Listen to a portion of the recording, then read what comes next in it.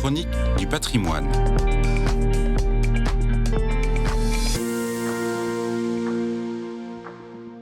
Je vous propose de découvrir aujourd'hui un trésor du christianisme oriental menacé par la guerre en Ukraine.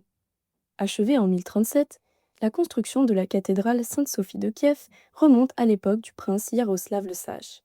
Régnant sur la Russe de Kiev, il continue l'œuvre du prince Volodymyr qui s'est fait baptiser et christianise la région au IXe siècle de notre ère.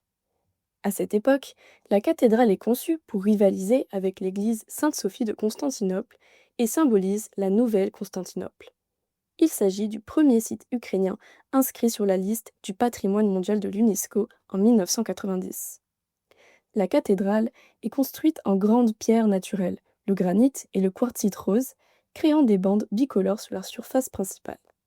Mais si l'extérieur de la cathédrale Sainte-Sophie a subi des changements considérables au cours du temps, elle possède à l'intérieur la plus grande collection de mosaïques et de fresques conservées du XIe siècle. Plus de 260 mètres carrés de mosaïques décorent les principales parties de l'intérieur, la coupole centrale et le chœur, sans oublier les 3000 mètres carrés de fresques supplémentaires qui en recouvrent les murs. Elles sont rares par la beauté du travail des maîtres byzantins du XIe siècle. Toutes les mosaïques de la cathédrale sont réalisées sur un fond doré brillant et sont richement colorées. Parmi ces chefs-d'œuvre, on peut citer le Christ Pantocrator ou encore la Vierge Rante. Mais on peut aussi admirer des sujets laïques, avec des représentations de Yaroslav le Sage et sa famille, ou encore des scènes de la vie de cour des empereurs byzantins. Le 10 juin 2025, la cathédrale a été endommagée par des frappes aériennes russes. Le ministre ukrainien de la Culture a dénoncé une attaque contre le cœur de l'identité ukrainienne.